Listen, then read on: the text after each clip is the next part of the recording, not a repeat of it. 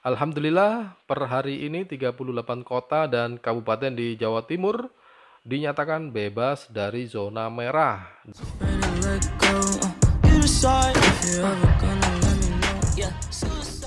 Halo kawan, ketemu lagi dengan saya Farhan di channel Farhan Nice. Kali ini saya membawakan sebuah berita terbaru, eh, tentunya juga berita gembira bagi kita semua, khususnya warga Jawa Timur kawan. Karena di Jawa Timur ini kita sudah bebas dari zona merah. Artinya kita sudah berangsur-angsur pulih di dalam menangani pandemik yang selama ini menghantui kita semua, kawan.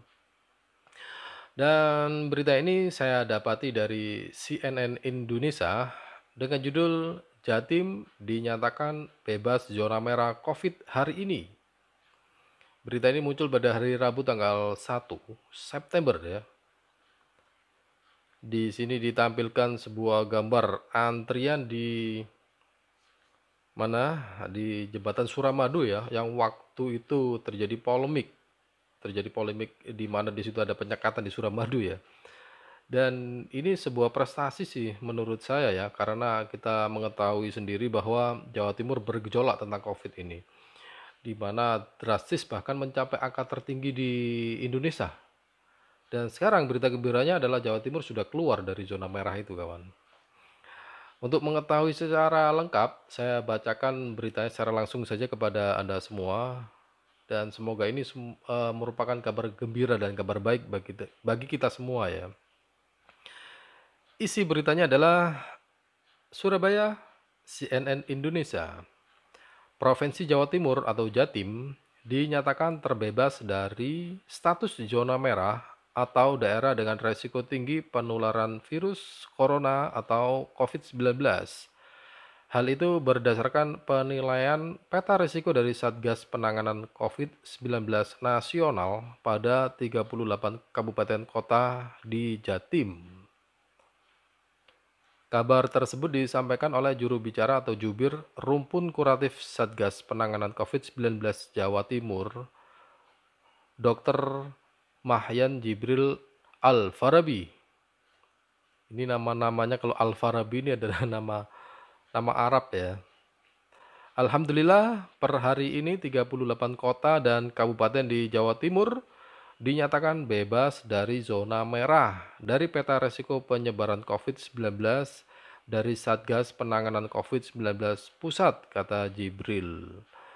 Panggilannya Dr. Jibril berarti ini ya. Saat ini ada 18 kabupaten atau kota di Jatim yang berstatus zona oranye, yaitu Gresik, Pacitan, Ponorogo, Magetan, Kota Madiun, Kabupaten Madiun, Trenggalek, Tulungagung. Ini zona atau daerah-daerah yang sebelumnya masuk zona merah ini ya. Sekarang sudah berganti dari merah menjadi oranye, kawan. Lalu Kabupaten Blitar, Kota Blitar, Kabupaten Kediri, Kota Kediri, Nganjuk, Kota Batu, Kota Malang, Kabupaten Malang, Lumajang, dan Jember. Oh, ini masih pada lingkup yang zona oranye ya. Lumajang termasuk ya. Malang, Kota Malang juga masuk zona oranye. Kemudian 20 daerah berstatus zona kuning. Nah, ini agak turun lagi nih kuning, yakni Banyuwangi, Situbondo, Bondowoso, Kota Probolinggo, Kabupaten Probolinggo, Kota Pasuruan, Kabupaten Pasuruan, dan Sidoarjo. Surabaya belum kita lihat ini, Surabaya ini. Dari yang disebutkan ini tadi ya. Masih pada Sidoarjo ini ya. Nah, ini di bawahnya ini. Kota Surabaya, Kota Mojokerto, Kabupaten Mojokerto, Jombang, Lamongan, Bojonegoro, Tuban, Ngawi, Bangkalan, Sampang, Pamekasan, dan Sumeneb. Oh, ini yang kuning ya. Surabaya, Sidoarjo sudah menjadi kuning nih. Menurutnya, ada sejumlah faktor yang mempengaruhi penurunan status zonasi tersebut. Pertama adalah pemberlakuan pembatasan kegiatan masyarakat atau PPKM darurat serta PPKM level 3 dan 4 yang diimplementasikan dengan baik oleh seluruh lapisan masyarakat. Ini telah membuahkan hasil sehingga menurunkan kasus kematian dan perawatan COVID-19, kata dia.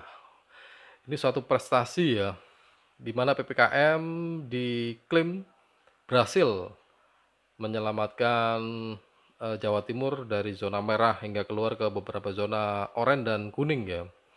Padahal terlihat beberapa waktu yang lalu itu cukup heboh dan mencapai ranking tertinggi ya.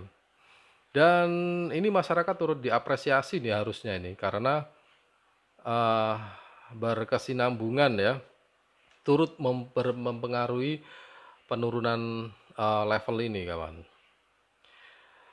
Lanjutnya adalah Jibril menyebutkan bahwa penurunannya kasus COVID-19 di wilayah Jatim itu ditandai dengan jumlah pertambahan kasus positif mingguan di Jatim yang turun sebanyak 80,1% dari puncak kasus. Puncak kasus Jatim pernah mencapai 40.000 per pekan. Sekarang kasus mingguan hanya di angka 8.000 kasus, kata dia. Cukup drastis ini penurunannya kawan. Selain itu, kematian juga mengalami penurunan yang cukup signifikan, yaitu 52,5%, lebih dari separuh ya. Dari puncak kasus kematian 2.458 bisa turun menjadi 1.393 per minggu tambahnya. Di sisi lain, jumlah tes PCR yang dilakukan pun terus meningkat, yakni 90.047 tes per pekan dengan positivity rate 10%. Jadi sebanyak 90.000 itu ternyata yang positif itu hanya mencapai 10%, kawan. Menurutnya ini adalah rekor baru. Oh. Meski begitu, menurutnya status zonasi dan pertambahan kasus ini tidak membuat semua pihak lengah. Ia berharap hal ini merupakan momentum bagi Jatim untuk bangkit dari pandemi. Ya, ayo kita bangkit. Semangat. Karena saya juga pernah merasakan terpapar ya kawan ya.